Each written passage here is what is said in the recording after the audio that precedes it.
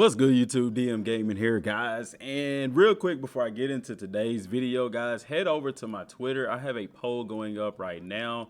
I'm wanting to do some Peter Griffin react type stuff, and I need your input. Do y'all want to see that stuff on the main channel mixed in with the gaming content, or do you want to see it on a totally different channel? So please go to the Twitter, cast your votes there. You can also let me know in the communities tab of the channel. Guys, speaking of which, don't forget to subscribe to the channel by clicking the sub button, turn on the bell icon so you don't miss a single upload. Guys, in this video today, Dragon Ball Z Kakarot, but I want to build, of course, because yesterday I talked about a few things in yesterday's video. You can go check that out here. Dragon Ball Z Kakarot DLC 3 discussion.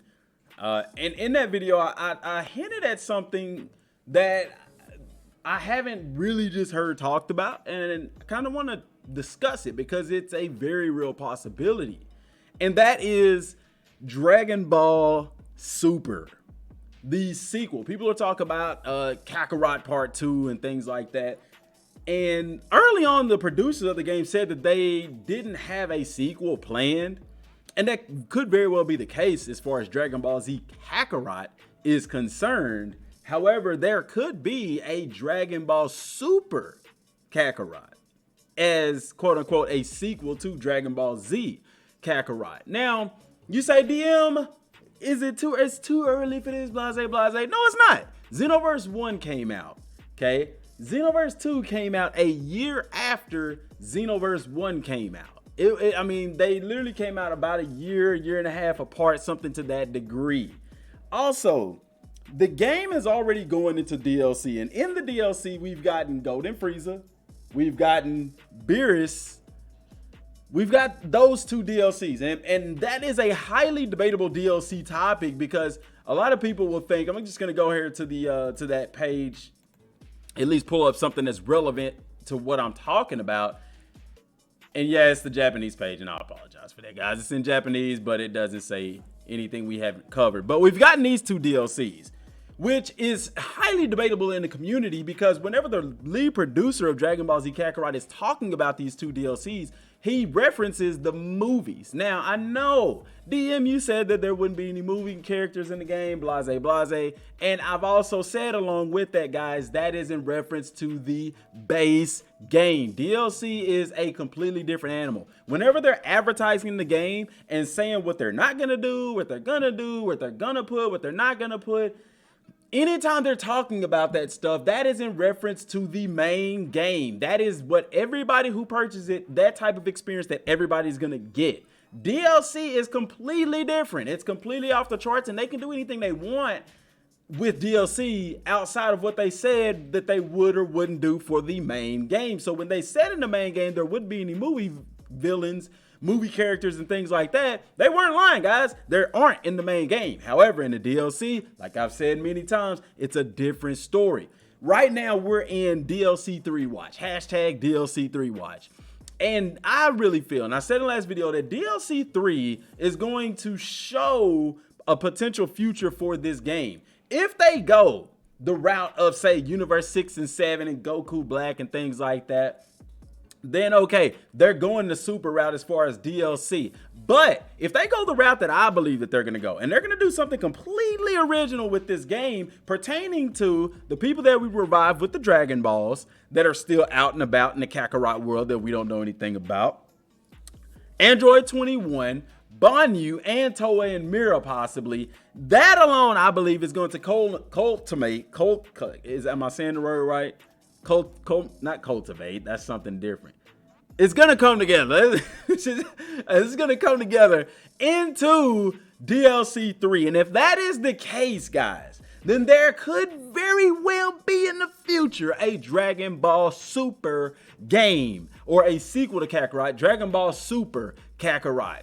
I would prefer that. If you would prefer a separate Dragon Ball Super based game, let me know down in the comment section down below. Guys, I honestly, looking at it this way, I would rather the game go that route than to put this stuff into DLC. And I know you guys want to play the Tournament of Power and things like that in Kakarot so bad. Cyber Connect 2 does a phenomenal job with the cutscenes and things like that. But guys, you have to really sit down and think about this. Look at the DLC schedule. Look how long this stuff is taking. Let's say they do something completely different and they do a second season where they're doing super content. How long is that gonna take? What's the quality of that stuff gonna be? What is it gonna bring to the game? Because right now, so far, the track record of the DLC hasn't brought much to the game. You get what I'm saying? It would be better for the community if they did a sequel to Dragon Ball Z Kakarot and made it Dragon Ball Super. Okay, what's gonna be cool about that is because they can pick up where they left off. We would possibly start the game during the Beerus saga or the Beerus arc or whatever. Because mind you guys, yes, Beerus, Battle of Gods and Fukasu no F was Dragon Ball Z titled movies. They were both played out in the Dragon Ball Super anime and the Dragon Ball Super manga. So what a better place to start. Not only that, but we could get the actual story for Battle of Gods, for Fukasu no F that we got in the actual anime and or manga, whichever adaptation they want to do, because Kakarot has been kind of a mesh between the two. This would be the best route to go, guys, because then if they do a DLC with, say, Goku Black, it's not going to be as good as if they made it into an actual game. This is something that I feel should be the route to go in the future as far as Dragon Ball Kakarot is concerned, be it Z, Super, Dragon Ball, whatever.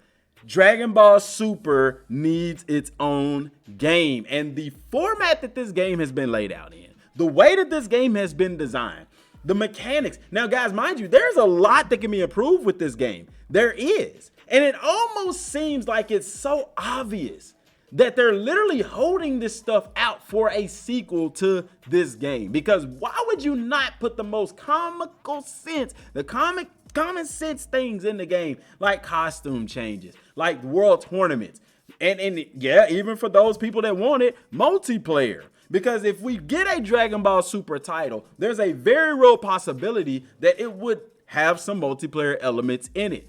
Whenever you get into like the Tournament of Power and things like that, you could have an online mode, you could have a creative character kind of thing. I wouldn't like that. I like for it to stick to how things were. We got the creative character stuff in Xenoverse and all of that, but I would really like to see a Dragon Ball Super Kakarot video game be announced. And I know people would probably be upset in the community because Kakarot didn't really do that well. It did as far as sales, but as far as delivering, it did not deliver as well as we would have hoped. And that is just the God honest truth. Is it a bad game? No, but there is tremendous room for improvement with this game.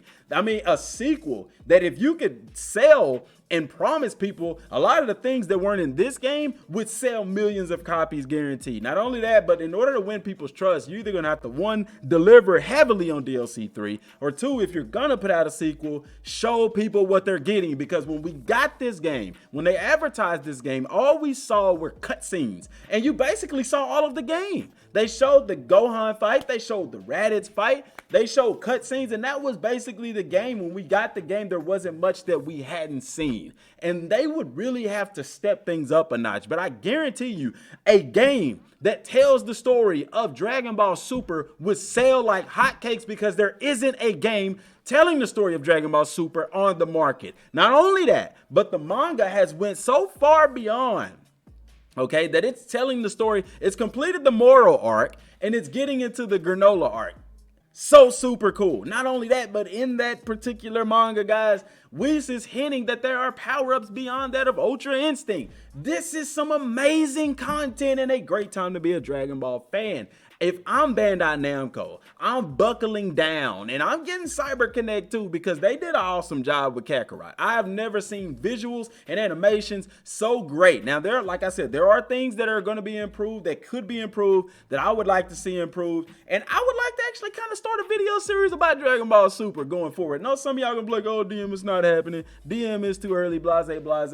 I don't really care. I'm going to do it because that's what I want to do. If you don't like it, don't watch it. But I guarantee you people are going to watch it because people are going to want to hear what I have to say about a potential Dragon Ball Super video game, guys. So subscribe to the channel, guys. And I guess this is more or less an introductory video to Dragon Ball Super Kakarot.